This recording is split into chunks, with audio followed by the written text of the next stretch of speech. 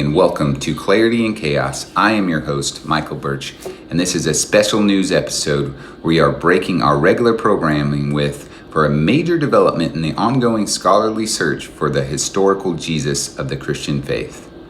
Modern day researchers working within what is known as the Third Quest have released findings that many are calling the most historically grounded study of Jesus ever constructed. This is huge news for those of Christian faith in the entire world. For those unfamiliar, the Third Quest is a modern academic movement beginning in the 1980s and continuing today that relies on archaeology, Jewish history, linguistics, sociology, and the manuscript studies to reconstruct Jesus within his real first century world. Unlike earlier quests that often separated Jesus from Judaism or relied mainly on skepticism, the Third Quest insists that Jesus must be understood as a Jewish teacher living under Roman occupation in a complex cultural and political environment.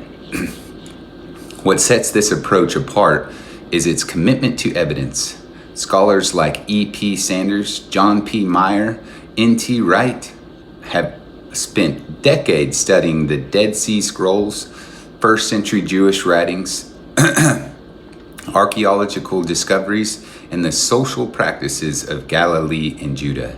Their goal is simple: to understand what Jesus said and did in a way that makes historical and cultural sense, not just theological sense.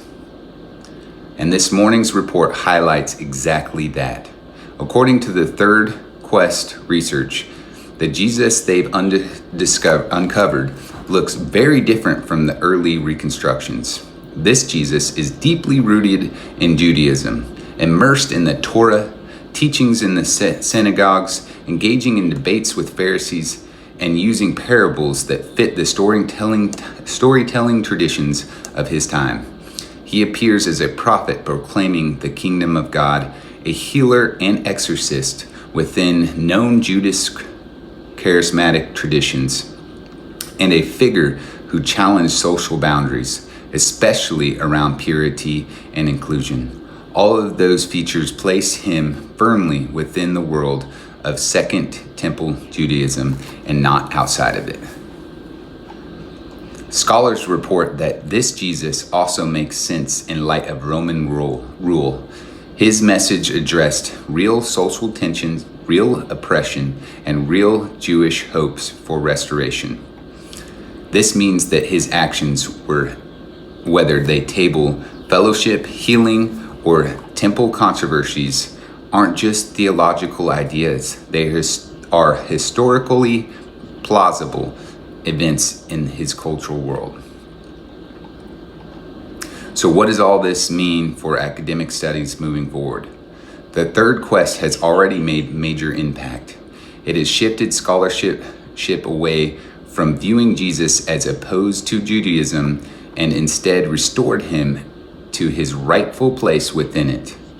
It encouraged the use of archaeology and social scientific tools to expand our understanding of the Jewish life in the first century, and narrowed the gap between the historical Jesus and the theological Jesus.